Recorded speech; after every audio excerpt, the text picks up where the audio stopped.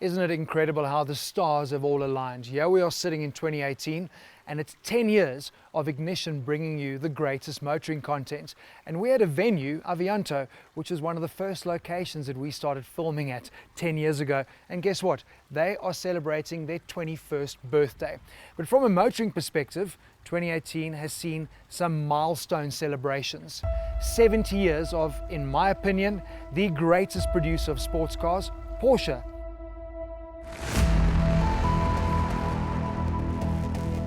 And it was also 70 years ago, in 1948, that Land Rover brought us the Series 1 and changed the terrain of motoring forever. Fast forward to 1968, the Mercedes W114 and the Lamborghini Espada rolled off the production line. But there was another car, produced by a British marque, Jaguar, called the XJ, that was first introduced to the world. And you know what? It remains the only one that is still in production.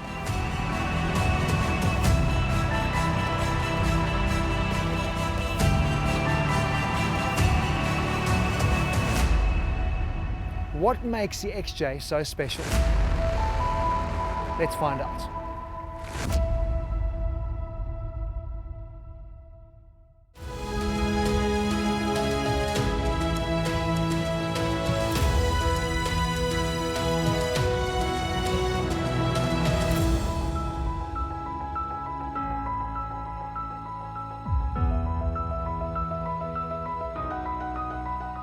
We paid a visit to the Jaguar Club Northern Region's annual concourse, where we met up with a couple of classic XJ owners who told us what they love about their cars.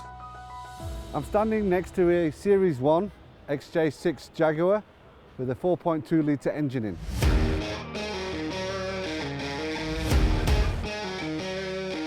I think the reason why the XJ series achieved the success that it did and went on to become a classic car was that it offered a level of motoring luxury that previously was only available to owners of perhaps Rolls-Royce and Bentley and the high-end marques. My baby is an XJ6 1979 model. She's a Series 2. When you're driving along and you see a group of people standing, you absolutely for sure they're going to watch the car all the way that the car moves past. I've also seen cars hoot at me and go thumbs up. So she does draw a lot of attention. And of course I love it, love it.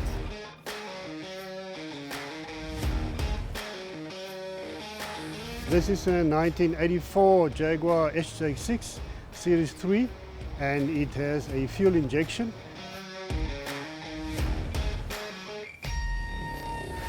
The way that you actually move into a whole new world when we sit behind the steering wheel, it's quiet, it's smooth like a cat on the road.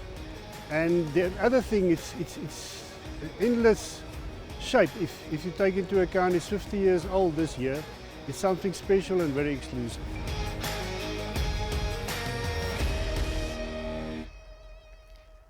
There's plenty of loyal XJ supporters out there, and for good reason, and that heritage continues still today. But you know what I enjoy is our Jaguar has been able to take their flagship executive saloon and marry that relationship, that heritage with motorsport and performance with their XJR derivatives. And today we have got the most powerful XJ ever produced. Let's see how it goes in 2018.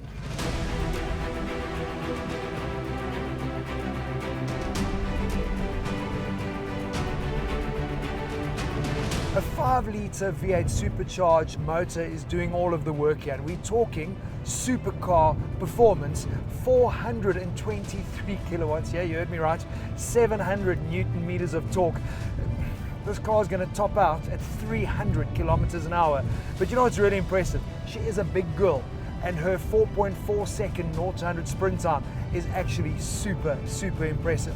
But talking about her being a big girl, you literally do feel a lot of stuff going on when you start getting a little bit spirited with the right foot.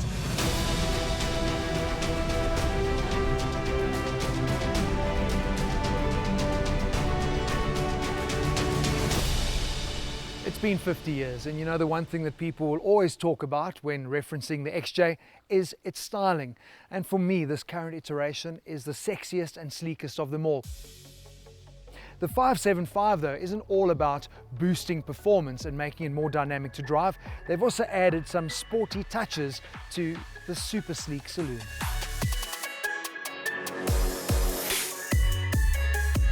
The most noticeable among these additions are the twin XJR575 bonnet louvers and the quad exhaust tailpipes at the rear. All the chrome trim, including the frame of the grille and the side window surrounds, has been blacked out. Bespoke 20-inch wheels and red brake calipers round off this XJ's more stealthy appearance. Step across those inscribed tread plates and you're greeted by a cabin that also features a number of unique 575 touches. Carbon fibre trim leads a purposeful air to the plush cabin and hints at the car's sportier nature. The seats are trimmed in soft grain ebony leather with contrasting pimento stitching and feature adjustable bolsters for better lateral support during hard cornering, something the XJR575 loves to do.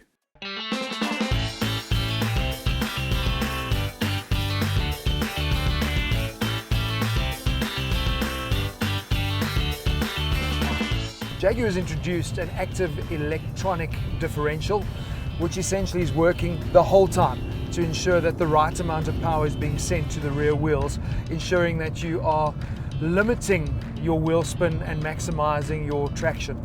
And listen, when you are getting spirited, like I said, you actually can feel, it feels alive, it really is working.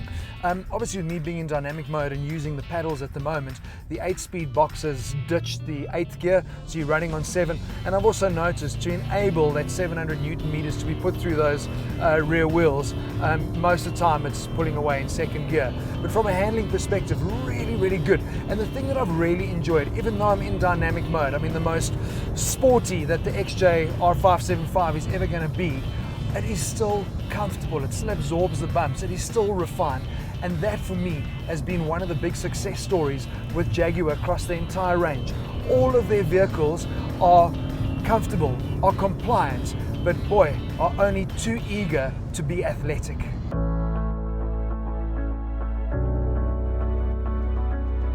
As good a car as the XJ is, as I mentioned earlier, it's never been a big sales success here in South Africa, and it begs the question why. Consumers in the executive saloon segment tend to gravitate towards Merc's S-Class, and in recent times, the really good BMW 7 Series. At just over 2.6 million rand, it's actually competitively priced. It's on point with Porsche's Panamera Turbo S, and Merc's S63 is about 150,000 rand more expensive. But I think the new buyer places more prestige and status on brands like Porsche and Mercedes-Benz. So for the 575, I think it's still going to be a tough sell.